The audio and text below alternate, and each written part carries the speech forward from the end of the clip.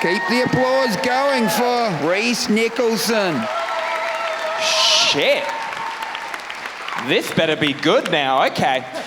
Hello, hi. Oh, isn't it nice? It is so genuinely nice to be out and about doing things again. Because remember at the beginning of everything a few years ago, and let's not talk about it, but at the beginning of everything, I had friends, when the lockdown started, I had friends that really used that time. I don't think I've ever used time. I had friends that got really fit during the lockdowns, transformed their bodies. Me? No.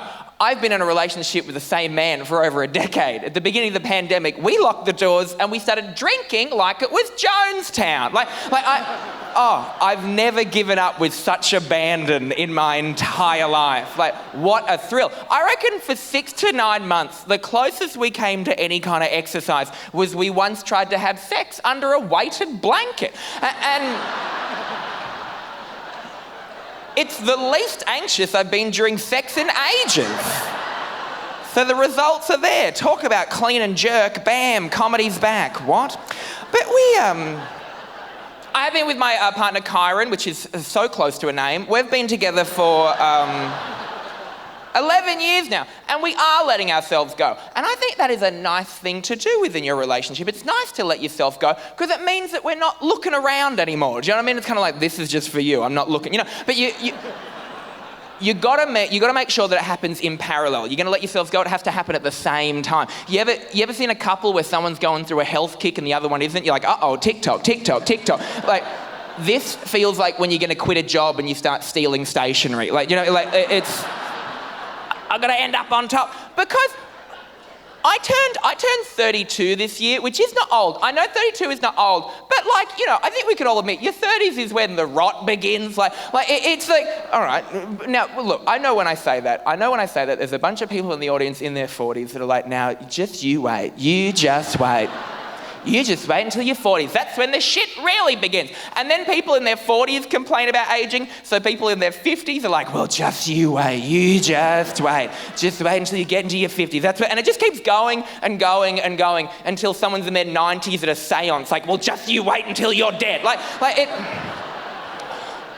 That doesn't work as an argument. I feel old. I feel really old. And you feel really old. Do you know why we feel so old? It's because we're the oldest we've ever been in our whole lives.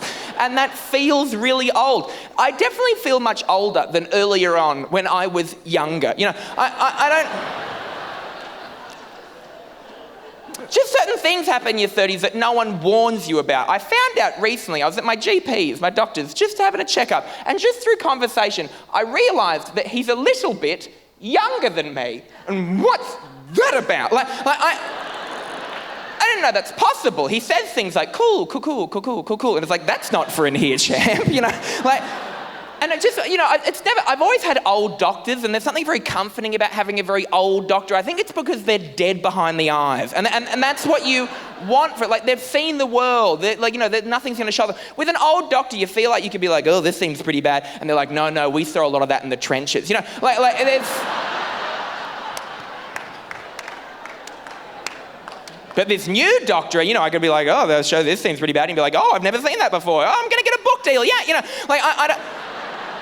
I don't want to be his elephant man. I always, it's a weird John Hurt reference. I don't know, I feel like something I've been thinking about a lot recently is I suddenly realised that I never had to come out. People just kind of looked and went, oh yeah, no, I get it. I think it's because, and I hope this comes out the right way, but I've always been pretty creepy. Now, when I say that, I don't mean ugh. I mean just I think when you're queer and little, our references are all kind of wrong, so we kind of say just weird. I was definitely, everyone had a cousin that was always putting on plays. I was always putting on plays that was definitely going to happen. I was Christmas time, everyone's sitting down, I'm putting on a play. And they weren't plays. They were just 30 to 45 minutes of me just accepting awards, and true story.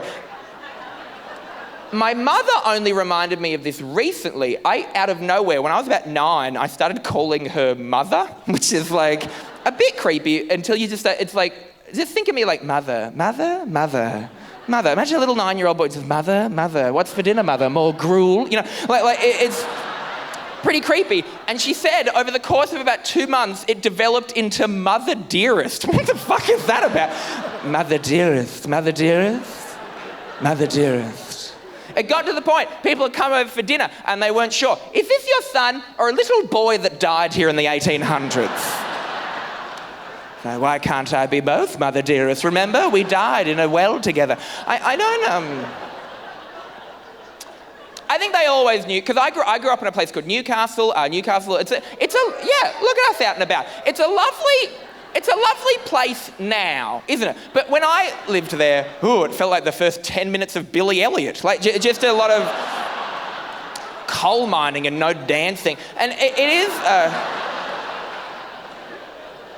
I think I love my hometown. I do love my hometown, but in the way that everyone loves their hometown, I hate it with all my heart until someone says something about it, and then I'm like, hold my earrings, cunt. You know, like,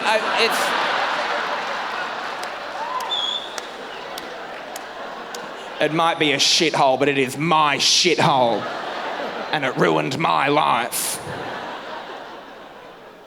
But it's the kind of place, I'll leave you on this, it's the kind of place, Newcastle, where you definitely had to make your own fun. When I was about 17, I made my first queer friend, and they ended up being a drag queen, and they lived in an apartment block opposite quite a notorious brothel, Cloud 9, for anyone playing at home. And this is not so much a joke, just something to try in your life.